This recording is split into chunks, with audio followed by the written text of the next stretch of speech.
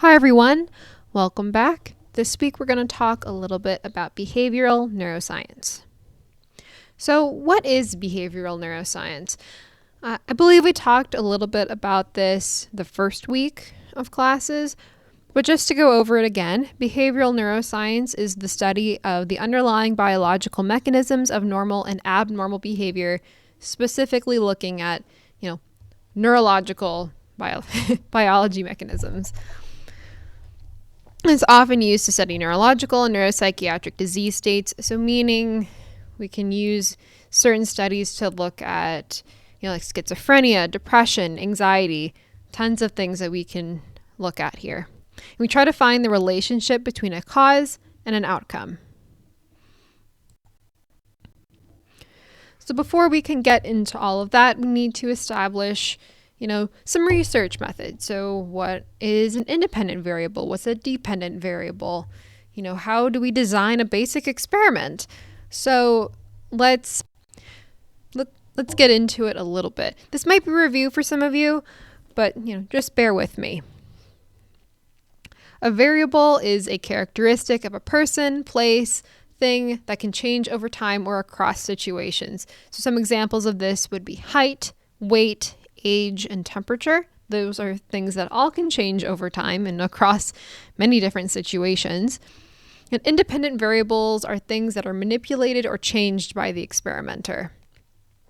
So, for example, mental illness being present or absent in your participants, or a treatment drug that you're giving for an illness or some sort of malady being present or absent in your experimental group or not.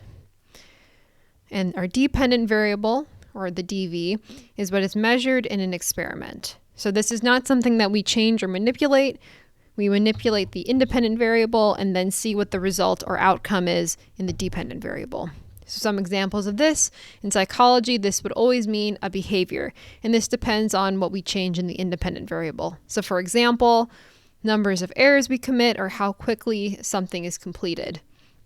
And a good rule of thumb here, the independent variable is changed by me, and the dependent variable is changed by the independent variable.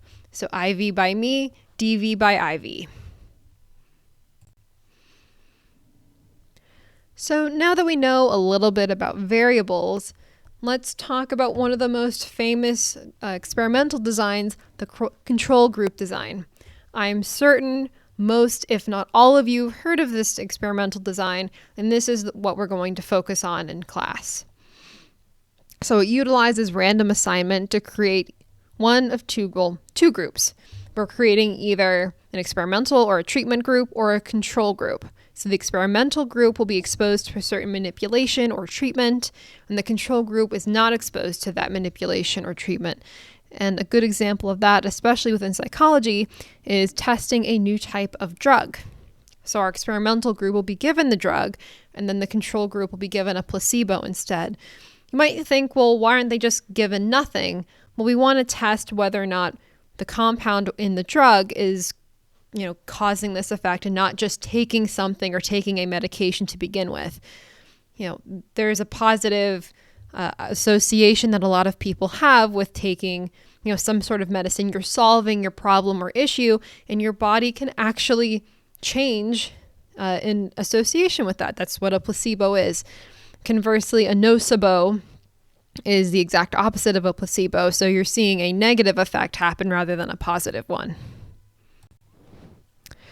So then another question you might have is, why do we need to randomly assign to an experimental or control group? Why don't we just, pick the perfect group, that can give us exactly what we want and, go off from there? Well, perfectly curated, selected groups are not representative of the population, whether that's the population of a university or, if you're looking even broader, the population of a country or the population of the world, like looking at humans in general.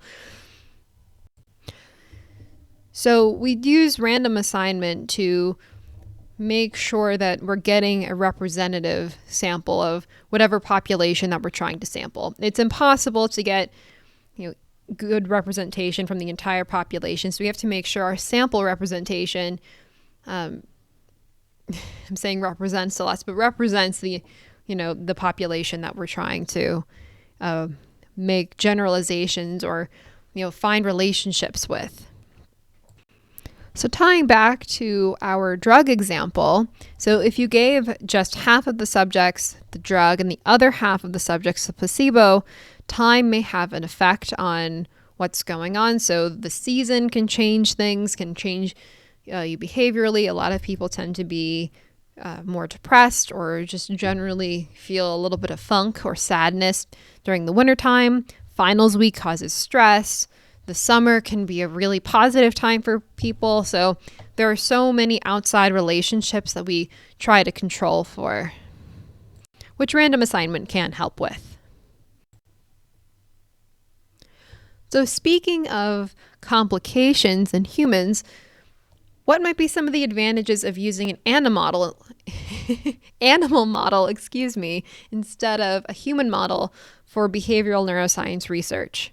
So if our ultimate goal is to discover behaviors that are applicable to humans, why are we looking at animals and not just measuring humans? And that's a fair question. There is human research that goes on, but we have a lot of different things that we have to consider when we're working with humans. And just in a more basic sense, humans are complex organisms. We have cognitive personality differences, different histories, different genetic backgrounds, and different social networks. Not like Facebook or Instagram or anything like that, but kind of. We're not all friends with the exact same people. For the Trekkies out there, we are not the Borg. So we are individuals and, somewhat unique in all of our behaviors. And that can make it very challenging to find causal relationships between a single factor or any two factors when there are so many different aspects to consider in humans. So we use animals to simplify that relationship between a cause and an outcome. There are some extremely valid criticisms of animal research because of this simplification. Is it oversimplifying the model and, are animal results applicable to humans? Which is completely valid, but at the same time, we have to first establish that there is a relationship between two factors, and then we can bring it to a human study later on. But if we never take the time to look at the simplified relationship, we can't generalize and bring it to the more complex model, us, and see if it's actually a valid relationship. So in animal models, we can control the genetic makeup and learning history of the animal because for mice, any animal model, but mice are the most common. For mice, we can control, what they see and hear in their experiences because we have them from birth. So we can eliminate inherited differences through genetics, so you can know the exact genetic line or genetic manipulations that you've done to a mouse. And the breeding and upbringing will be similar across groups of mice. And you can control experimental conditions more rigorously than you can in humans because you have so much control over the day-to-day lives of mice. They're not influenced by their peers, and you can easily examine conditions that are continuous, like food eaten, social interaction within, their cages. All these things can be controlled. And some research also just can't be ethically done on humans. Like, you don't want to be working experiments on drug addicts or inducing drug addiction in humans. That would be entirely unethical. We know how debilitating drug addiction is, but we can do that in mice. We can also give them Alzheimer's or Parkinson's or any sort of debilitating illness, measure the relationships or measure something within these illnesses and figure out if there's a relationship between, let's say, drug addiction and reward centers. We know that there's behavior. So there are several regions that are associated with pleasure and reward in the brain. So if we manipulate something or turn off or turn down the level of activity in certain regions, how does that affect drug addiction? We couldn't do that in a human, but we could do that in a mouse model. So that gives us the ability to kind of explore and understand what's going on in some of these illnesses. And also, as we spoke on in the first lecture, like from the first week, animal models will have a similar brain structure and function to humans. So it's a generalizable model. For the most part, mice have a frontal lobe. We have a frontal lobe. They have an amygdala. We have an amygdala, so on and so forth. So now that we've talked a little bit about the advantages of animal research, experimental designs, all of that, let's talk a little bit about different animal research, specifically mouse experiments that will measure different types of behaviors and is generalized to different types of illnesses. And as an aside, these are experiments that are commonly done on campus in Dr. Jane Flynn and Ted Dumas's labs. They both work with mice, and they're in the cognitive and behavioral neuroscience programs, and their research is fascinating.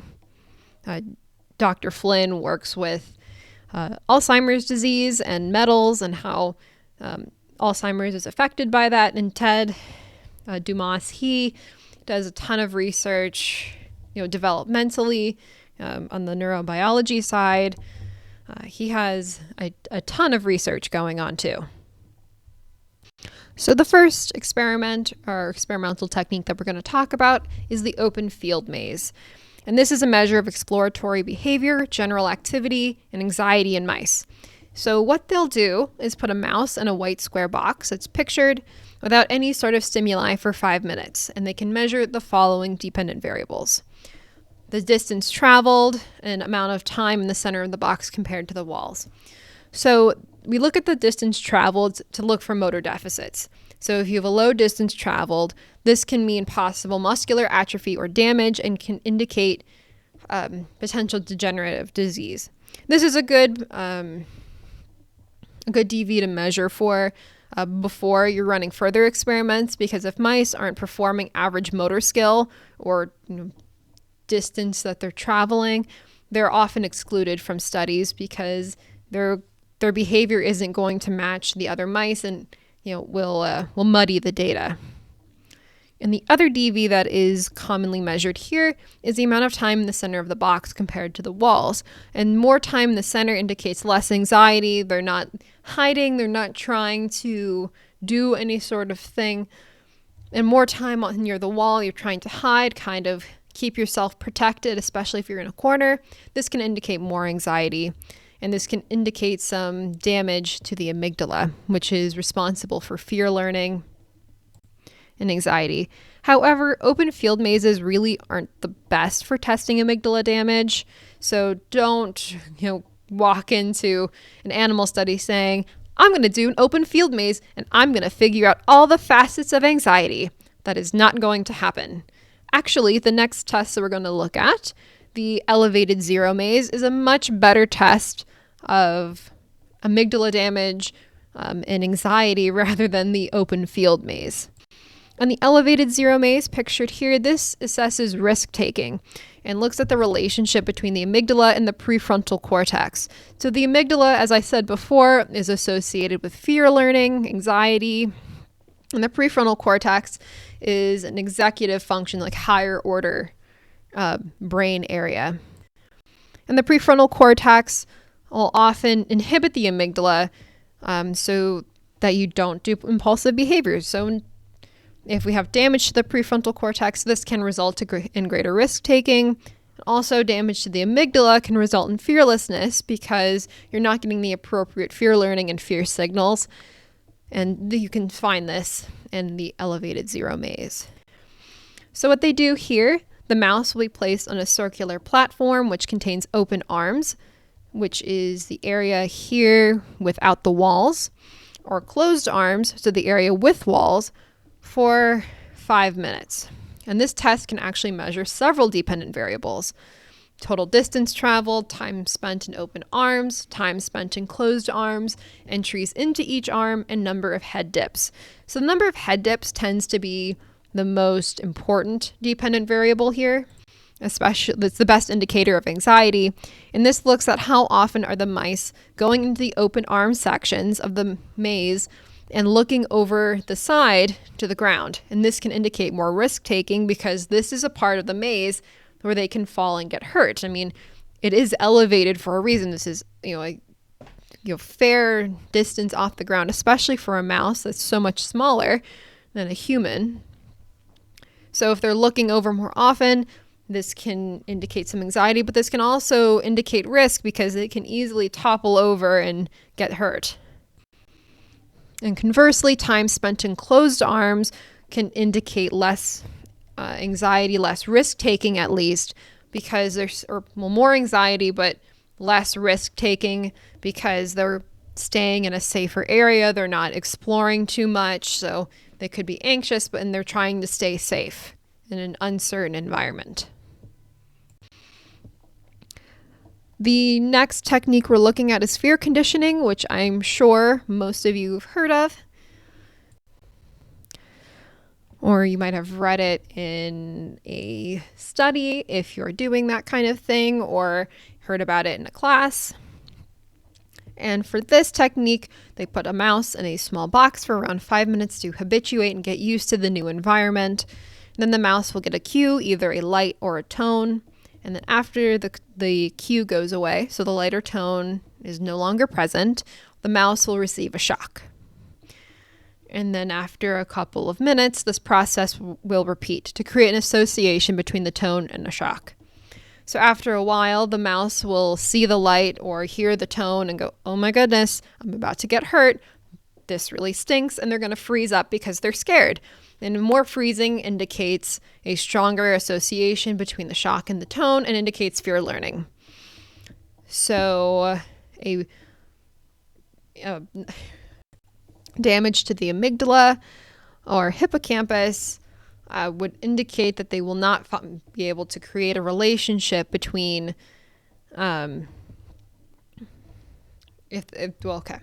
To break it down, if there's damage to the amygdala, they will not be afraid of what's going on. They won't make the relationship that way. And if there's damage to the hippocampus, they will not be able to remember the relationship between the light and the shock. So they'll have high freezing regardless. So this is a great way to test memory and fear learning in mice. And the hippocampus is involved. It is one of the main memory structures in our brains. So this is very important for something like a degenerative disease like Alzheimer's. So you can see strong damage to the hippocampus, and then you will not be able to attend or understand that there's a relationship between the light and the shock, and you'll have constant freezing. Over time, you'll be able to habituate to the tone and the shock and become less afraid. But you won't be able to do that with damage to either the amygdala or hippocampus.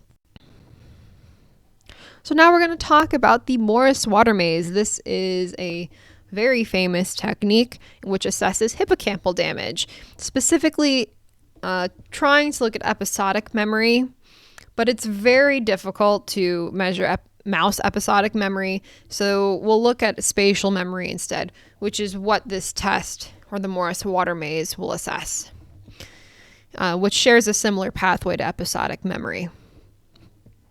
So a large tub of water will be filled with a hidden platform right here, and it cannot be seen because the water and the walls are the walls are painted white and the water is dyed white, so the platform cannot be seen. And there are visual cues, so shapes all around the maze or the pool. So these will stay consistent. The platform location will also stay consistent. And over time, the mouse will be able to associate that, in this example, that the green triangle is close to the location of the platform. So if they swim toward the triangle, then they're going to, find the platform so then they can stop swimming. However, if you have hippocampal damage, or the mouse's hippocampal damage, they will not be able to associate between the shape and the platform. And another thing to consider is that mice While the shape and the visual cues and the hidden platform location always stay consistent, the area where the mouse is dropped into the pool will change. So they have to work to make that relationship to say, I'm swimming toward this shape, I can find the platform. Hippocampal damage will not allow you to create that relationship or between the cue and the platform over time. And the dependent variables we measure here: latency to find the platform, time that the mouse spends in the correct quadrant, and the amount of platform crosses. So if you have a longer latency or a longer time to find the platform, that could indicate hippocampal damage, especially if this mouse has done plenty of trials previously. So they should have a strong relationship between, to use this picture again, if I swim toward the green triangle, I'll find the platform. They should get faster over time. And the amount of time that the mouse spends in the correct quadrant, this can indicate that they're, again, forming a strong relationship. If they're in the area of the platform, but they're not finding it just yet, that can still indicate that there's a stronger relationship, or that there might be some weakness, that they're kind of there, but not completely. And then the platform crosses. So if the platform is down too far, if the mouse swims across the area where the platform would have been, that is still considered a platform cross or a platform win. So they knew the location, but still had to continue to swim because the platform was down. Now we're going to talk a little bit about activities to measure daily living. So this will be burrowing and nesting for mice. And burrowing is just, for mice, it's basically making their home. And in this case, the mice will be given a tube in their cage, and that will be filled with these pellets or small pebbles. And healthy mice will dig out the rocks and create a burrow to sleep in. However, impaired mice will ignore the tube and sleep on the ground instead. And this is another measure of the hippocampus, because you should remember to take care of yourself, to do things that, give you a place to sleep, shelter, keep you protected. If you don't have that and you have, significant hippocampal damage, you won't remember it or even think about it. You'll just lay down on the sawdust out in the open where a predator could eat you if you're a mouse. So the dependent variables that are measured here is the weight of the tube after 2 hours and the weight of the tube after 16 hours. So we look at two different time points, one very early on and then one later on, to see how long it takes, if ever, the mouse will make a burrow. Some of them will be very quick, some of them will take a very long time, but they will at some point get into the tube and burrow. And this can indicate some damage, or a very healthy mouse, or if they never go into the tube, which indicates strong hippocampal damage or significant hippocampal damage, they will just sleep outside in the sawdust. Another test of daily living and another assessment of the hippocampus is nesting. So mice will be placed in a cage with all these paper shreds, and a healthy mouse will create a tight nest, while impaired mice will not nest well. They will leave the paper scraps scattered, and they won't create any sort of nest or domicile to live in. And the dependent variable here is a little bit different than previously. You will take an average blind rater score. So blind raters are people who are unaware of the treatment or of the mouse. So are they part of the experimental group? So they might have Alzheimer's or Parkinson's or some sort of other impairment that will affect their nesting ability, or they're a control mouse that should, in theory, display, strong nesting ability with the paper shreds. Then these raters will look at the mouse nests and give them a rating, and then you take the average of those ratings to see what the mouse is doing and how they're performing overall. And finally, we have circadian rhythm. This is the sleep-wake cycle and timekeeping, or assesses damage to the sleep-wake cycle and timekeeping. So impairment here indicates damage to the chiasmatic nucleus, or the SCN, which is what I'll call it from now on because that is a mouthful. And here mice will be tested with wheels in their cages for 9 days. The wheels are connected to computers that will measure when, how long, and how often the wheels are used. And this will give a sense of the mouse's schedule. When are they doing things? When are they sleeping? That sort of thing. Mice are normally nocturnal, so impairment would indicate less activity at night or more activity during the day. And the dependent variables we look at here are the hours of activity onset, the hour of activity offset. So onset is when they start, offset is when they're done. Light cycle wheel rotation count, and dark cycle wheel rotation count. So how often are they doing activity during the day, and how often are they doing activity at night? Normal mice should have more activity during the dark cycle and less activity during the light cycle, while impaired mice might have less activity overall, or they'll have more activity during the light cycle rotation counts. All right, so that is a little bit about behavioral neuroscience and experimental techniques. This week, our word or passphrase is going to be burrow from the previous slide, so BURROW. There is a lab report for this week, so please get it in. It will be due on Monday. Take care of yourselves, and I will see you next week.